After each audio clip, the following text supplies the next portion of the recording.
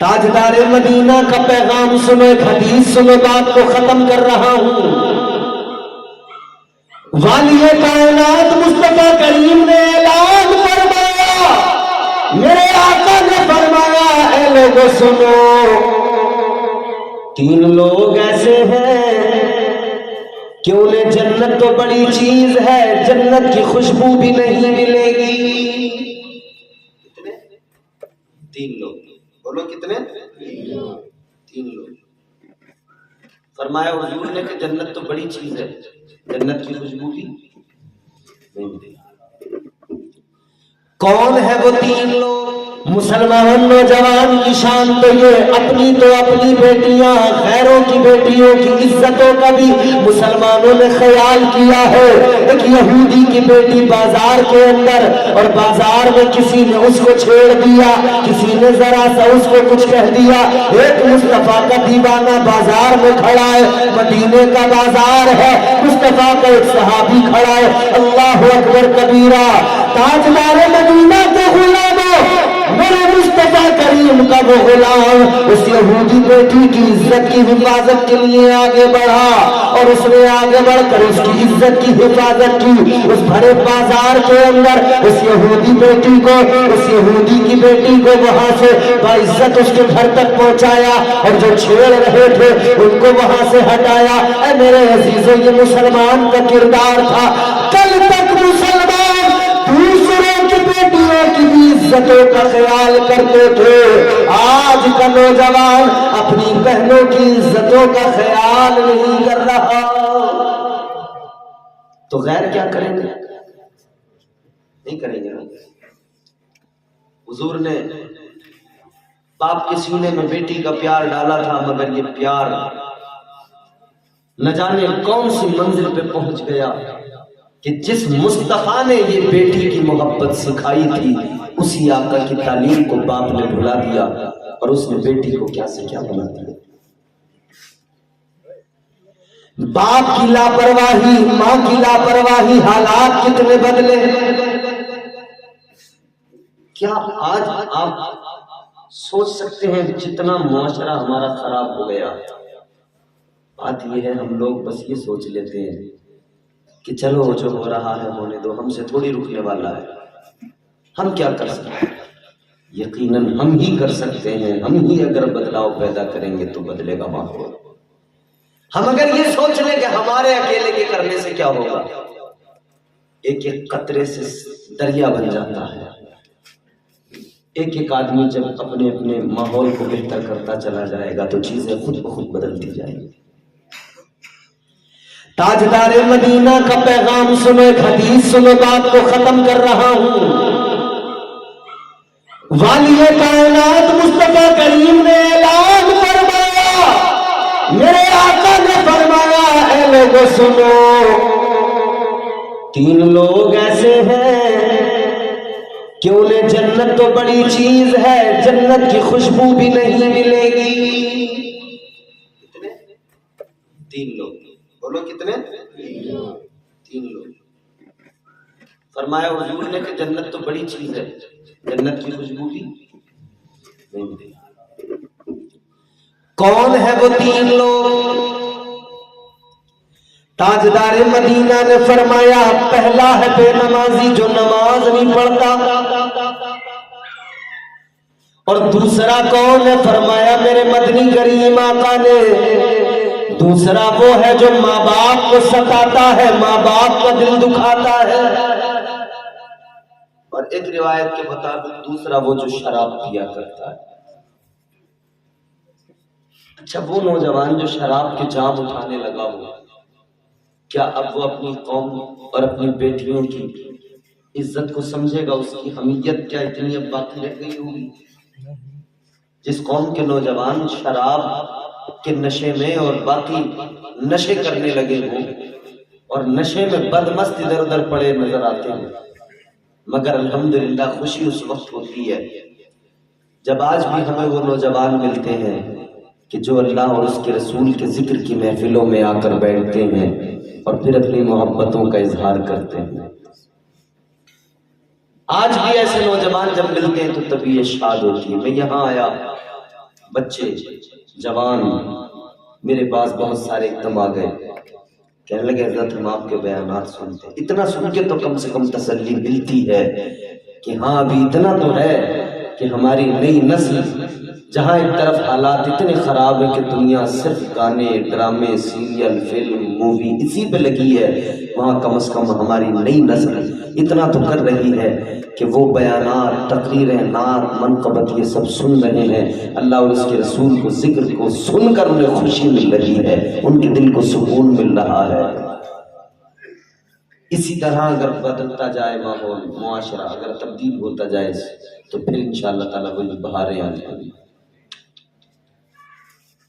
اصل چیز یہ ہے کہ ہم اپنے آپ کو بہتر بنائیں سنواریں، ورنہ ایک دن مرنا تو ہے ہی، قبر میں تو جانا ہے، حساب تو دینا ہے۔ ایصال ثواب کی محفل میں آنے والوں یاد رکھنا قبر میں جانا ہے، موت آنے کے بعد میں قبر کے اندر جب فرشتے آئیں گے کوئی پرسان حال نہیں ہوگا۔ اور حضور تو فرماتے ہیں کہ قبر جو ہے نا دباتی ہے، مومن نیک پرہیزگار قبر میں جائے قبر اسے بھی دباتی ہے، گنہگار قبر میں جائے قبر اسے بھی دباتی ہے، گنہگار کو بھی نہیں چھوڑتی پرہیزگار کو بھی نہیں چھوڑتی۔ آپ کہیں گے یہ کون سی بات ہوئی، گنہگار کو بھی قبر دبا رہی ہے پرہیزگار کو بھی دبا رہی ہے؟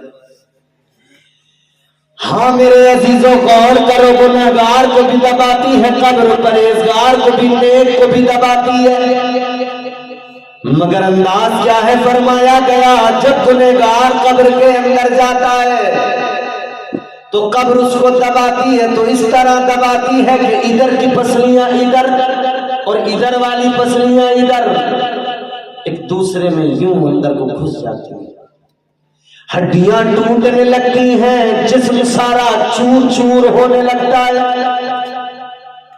جب قبر دباتی ہے ہڈیاں ٹوٹنے لگ جاتی ہے، مگر دوسری طرف میرے عزیزوں غور کرو، ایک طرف تو یہ ہے گنہگار جس کو قبر میں ایسے دبایا اس کی ہڈیاں ٹوٹنے لگی، کتنی تکلیف ہوئی ہے، کتنی تکلیف ہوتی ہوگی بس وہی جانتا ہے جس پہ گزر رہی ہے، لیکن دوسری طرف نیک پرہیزگار ہے، ایک وہ ہے جو آقا کا وفادار ہے، ایک وہ ہے جو مصطفیٰ کا سچا عاشق ہے غلام ہے، ایک وہ ہے جس نے اپنی زندگی گزاری عبادت کرتے ہوئے، جس نے اپنی زندگی گزاری اللہ کی بارگاہ میں سر جھکاتے ہوئے، ایک وہ ہے وہ جب قبر کے اندر گیا، وہ نیک پرہیزگار جب قبر میں گیا اس کو بھی قبر نے دبایا، مگر انداز کیا ہے؟ فرمایا گیا جب قبر اس کو دباتی ہے انداز یہ ہوتا ہے کہ جیسے ماں اپنے بچے کو پیار کے ساتھ ممتا کے ساتھ ماں اپنے بچے کو اپنی گود میں لے کر پیار سے دباتی ہے، نیک پرہیزگار کو قبر اسی طرح سے دباتی ہے۔ نیک انسان کو قبر ایسے دباتی ہے۔ قبر میں تو جانا ہے، تو جانے سے پہلے وہاں جانے کی تیاری کریں، اپنے ماحول کو بدلنے کی کوشش کریں، تبدیلی لائیں اپنے اندر۔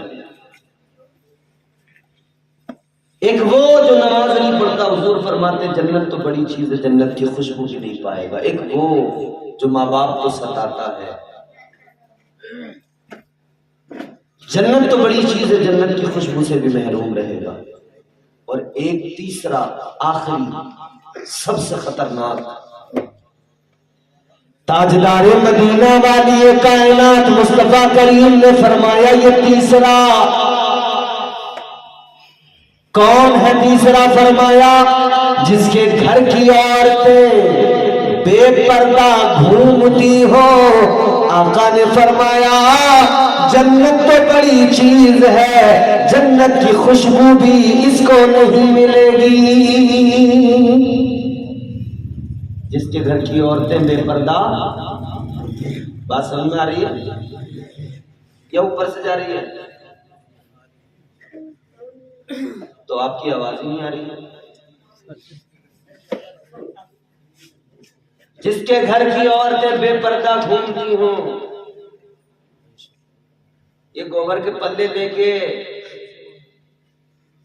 جو گاؤں کے بالکل آخری چھور پہ جا کے گوبر پاتنے جا رہی ہیں، یہ کس کی ہیں؟ ہمارے گھروں کی۔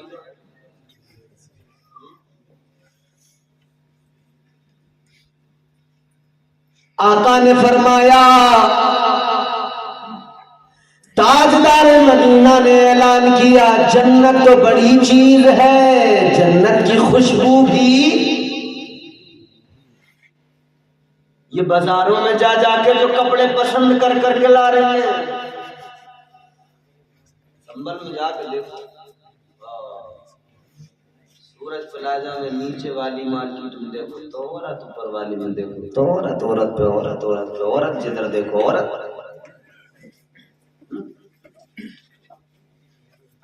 بسوں میں عورت، ٹرینوں میں عورت، ہوائی جہاز میں عورت، ہر جگہ۔ اور ہمیں تو خدا گواہ ہے، یہ سید صاحب قبلہ سفر کرتے ہیں، اب دور کتنا بدل گیا نا، پردے کا حکم عورت کو دیا اللہ نے، مگر پردہ اب ہم مولانا لوگ کر کے جاتے ہیں۔ ہوائی جہاز میں سفر کرو تو اللہ خیر فرمائے، تمام عورت، نئے نئے اسٹائل کی عورت، ایئر ہوسٹیس دیکھو تو پوچھو مت، اور آ کے پوچھیں گی سر آپ کو کچھ چاہیے؟ آدمی کہتا ہے، اگر آدمی بھلا ہو تو کہتا ہے بس اللہ کی پناہ چاہیے۔ یہ دنیا نے مطلب عورت کو کتنا گرا دیا، کتنا اسے رسوا کر دیا۔ غور تو کرو میرے عزیزو، جس عورت کو اللہ کے نبی نے عزت عطا کی، اس عورت کو کتنا رسوا کر دیا گیا، اس عورت کی عزت کو کیسے نیلام کیا گیا۔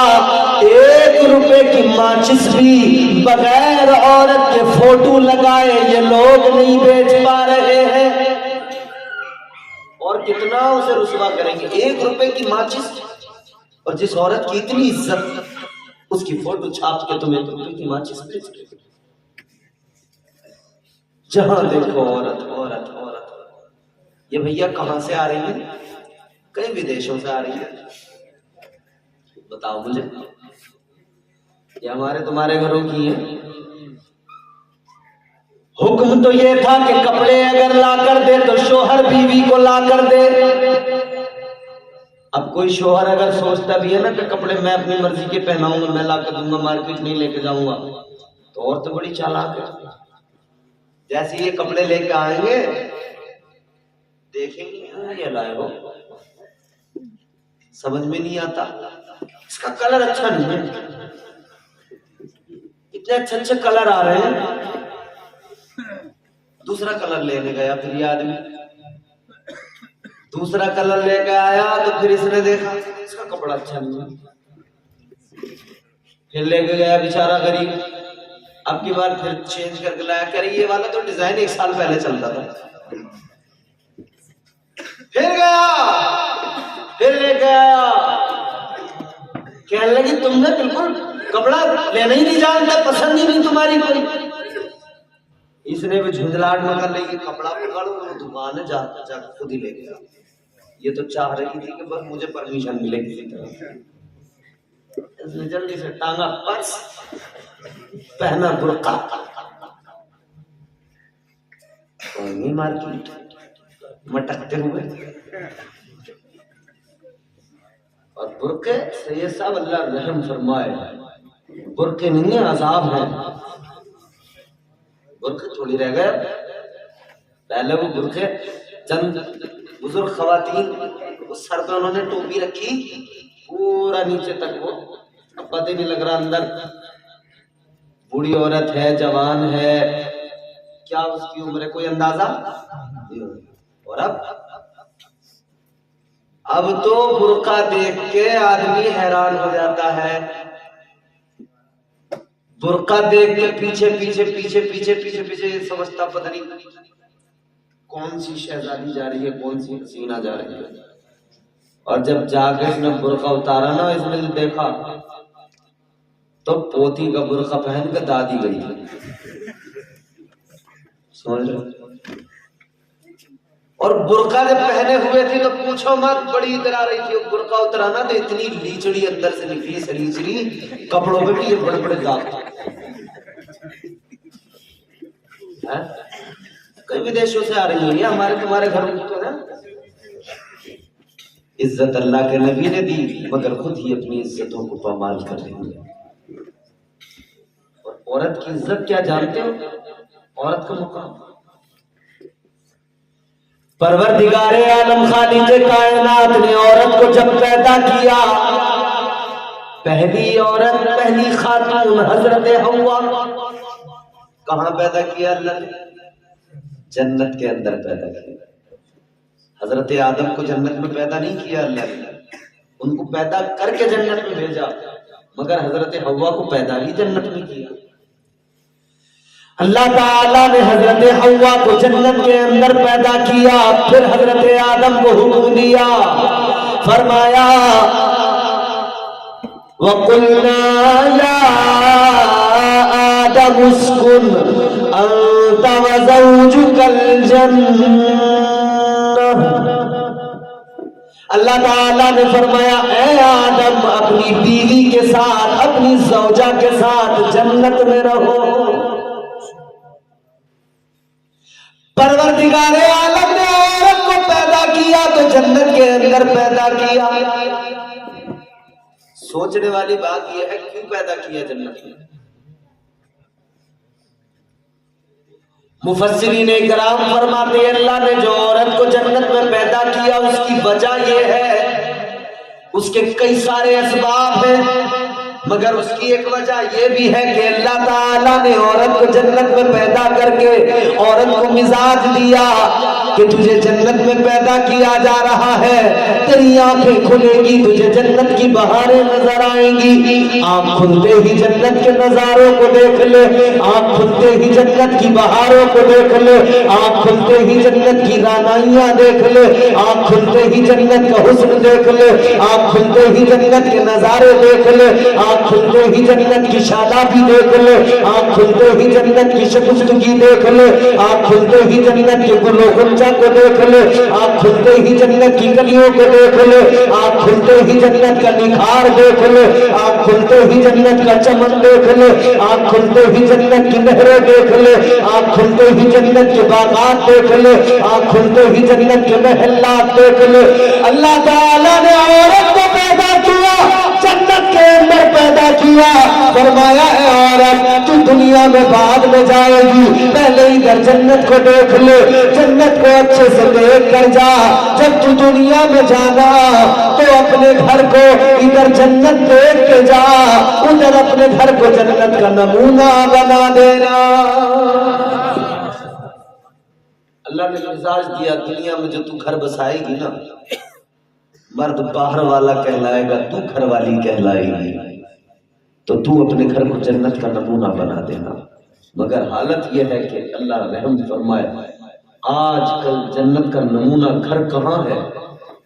میدان ہے، کشتی کا میدان، اکھاڑا، جس میں صبح کو دیکھو تب نوک جھونک ہے، لڑائی جھگڑے ہیں، دوپہر کو دیکھو تب کوئی حال ہے، رات کو دیکھو تب کوئی حال ہے۔ دوسری وجہ عورت کو اللہ نے جنت میں اس لیے پیدا کیا، جنت کے اندر اللہ نے حوروں کو پیدا کیا ہے، اور حوروں کی خوبصورتی، حوروں کا حسن اللہ تعالیٰ نے بیان فرمایا۔ اللہ کے پیارے محبوب فرماتے ہیں حوروں کا حسن یہ ہے، تاجدار مدینہ نے فرمایا جنت کی ایک حور اگر دنیا کے اندر اپنی ایک انگلی ذرا سی ظاہر کر دے، دکھا دے، ایک انگلی دنیا میں، فرمایا گیا اگر جنت کی حور دنیا میں اپنی ایک انگلی دکھا دے، ظاہر کر دے، تو اس کی انگلی سے وہ نور، وہ چمک نکلے گی کہ سورج کی روشنی اس کے سامنے پھیکی پڑ جائے گی، چاند کی چاندنی اس کے سامنے پھیکی پڑ جائے گی۔ یہ جنت کی حوروں کا حسن ہے میرے عزیزو، لیکن اللہ نے جنت میں عورت کو پیدا کیا اور مزاج لیا. مفسرین فرماتے اے عورت تو ادھر حوروں کو دیکھ کر جا, ان کا رہنا سہنا دیکھ لے, ان کا بننا سورنا دیکھ لے, ان کا سجنا سورنا دیکھ لے, ان کا سلیقہ شعور دیکھ لے, ان کے رہنے کا ڈھنگ دیکھ لے, ان کا دستور حیات دیکھ لے. گویا اللہ نے مزاج دیا, عورت نے دیکھ کر جا تاکہ دنیا میں جا کر تو بھی اسی سلیقے سے رہے, اسی قاعدے قرینے سے رہے, تاکہ تو جس کے نکاح میں رہے تیرا شوہر تجھے دیکھے, اس کے دل کو سکون مل جائے. ایسے رہنا کہ تیرا شوہر تجھے دیکھے تو اس کا دل باغ باغ ہو جائے, خوش ہو جائے. اللہ نے مزاج دیا عورت کو, مگر آج عورت ایسے رہ رہی ہے کہ آدمی باہر بڑا خوش ہے, گھر میں آتی اس کا خون خشک ہو گیا. باہر اچھا تھا, بول رہا تھا, گھر میں آتے اس کی آنکھوں میں خون,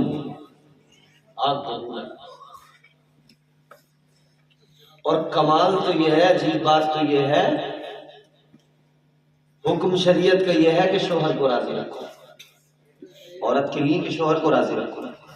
لیکن حالات یہ ہے, المیہ یہ ہے کہ شوہر ہی راضی نہیں ہے, باقی سب راضی نہیں, پورا محلہ راضی نہیں. پورا محلہ کہہ رہا ہے کہ بھئی چچی بہت اچھی, کہہ رہے چچی کا جواب نہیں ہے, جب بھی جاؤ چائے پلائے بغیر نہیں بھیجتی. محلہ راضی ہے, آدمی ناراض ہے, کیا فائدہ؟ ساری دنیا راضی ہو جائے, اگر اپنا شوہر ناراض ہے یاد رکھنا نہ اللہ راضی ہوگا نہ محبوب خدا راضی ہوگے.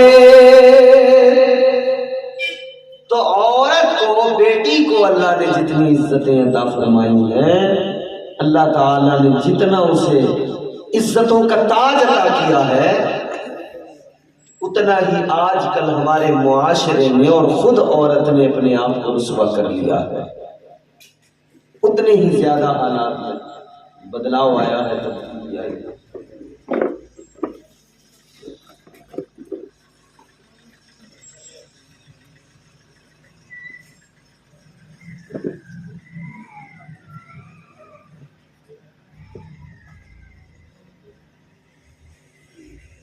حالات میں اتنی زیادہ تبدیلی آئی ہے, بدلاؤ آیا ہے. بہرحال عرض کرنے کا مقصد اتنا سا ہے کہ بیٹیوں کا مقام بڑا ہے, مگر بیٹیوں کے معاملے میں ہم وہ طریقہ فالو کریں, وہ طریقہ اپنائیں جو رسول اللہ کا طریقہ ہے, اور بیٹیاں وہ سیرت اپنائیں جو سیدہ فاطمہ الزہرا کی سیرت ہے, وہ طریقہ کار اپنائیں جو سیدہ فاطمہ الزہرا نے عطا کیا ہے, وہ تعلیمات جو حضور نے اپنی بیٹی کے ذریعے اس امت کی تمام عورتوں کو عطا فرمائی ہے.